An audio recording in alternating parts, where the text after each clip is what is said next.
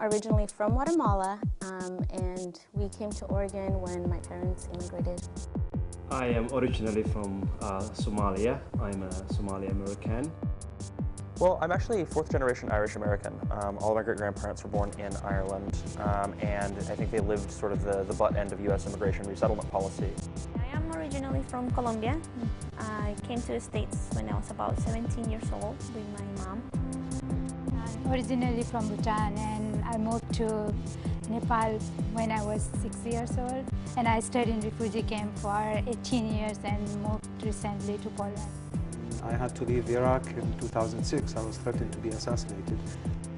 I'm from Zimbabwe, and I have been here in Portland for 10 years now.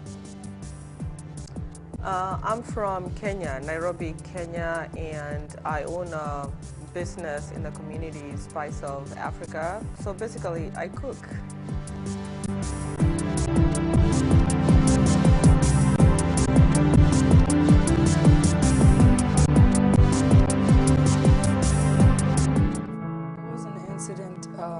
As we all know, that took place in Pioneer Square, Portland, Oregon, with a Somali kid. He actually graduated from my high school, Westfield High School, and this was one of the things that motivated us to build Somali Youth of Oregon. Like the whole community were coming together, and we were showing the Somali community as well as in the city communities that the youth we care, and that we're one incident is not all of us.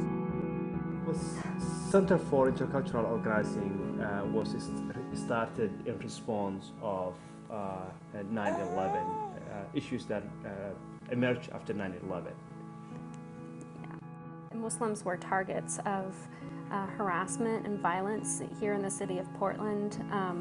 There were laws coming down at the state, the federal level, targeting immigrants and refugees, and we've seen this continue. It's been almost a decade, and we've seen this continue against Muslims and also against many immigrant communities. When I came here, I was alone actually. I was almost one of the very first Iraqis who came to Oregon.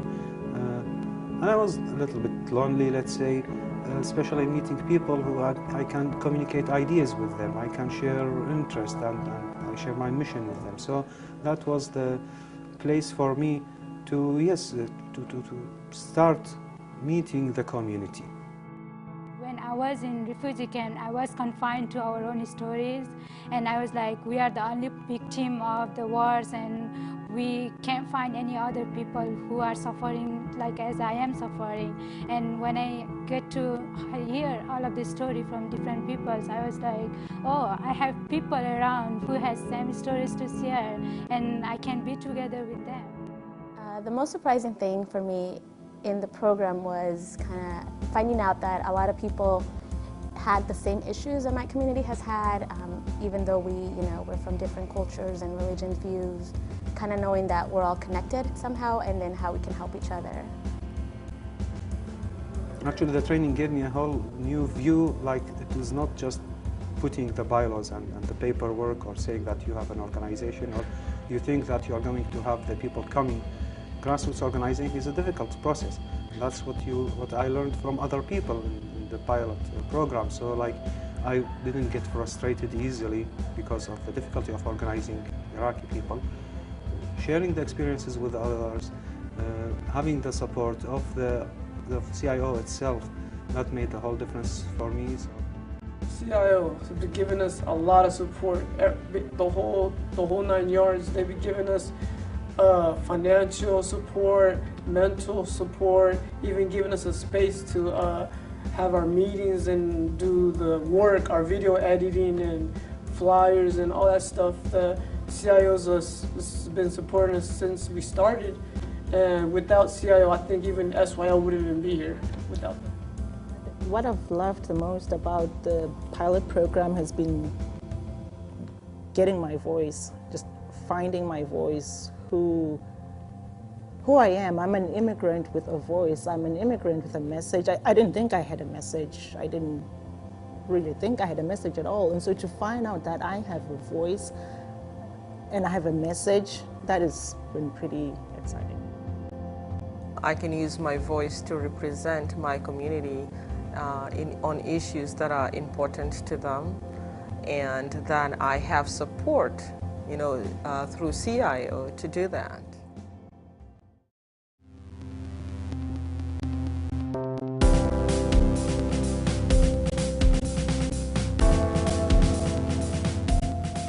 Well, at CIO, we're not trying to create another non-profit. What we're trying to create CIO is a movement, and that movement has to be inclusive for all.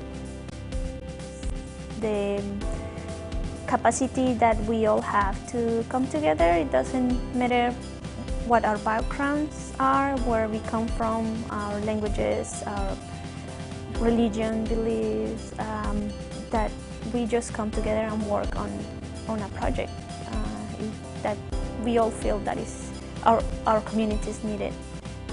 I showed up one day at the Center for Intercultural Organizing and said I was willing to help and become part of the fight. And they gave me the fights to fight. They let me work on elections, the voter and elections campaign here in Portland. They let me go down to Salem and work on behalf of immigrants and refugees. Wherever the struggle is for immigrants and refugees and people of color, the Center for Intercultural Organizing is there. They're in the thick of it, and they're fighting to make things better.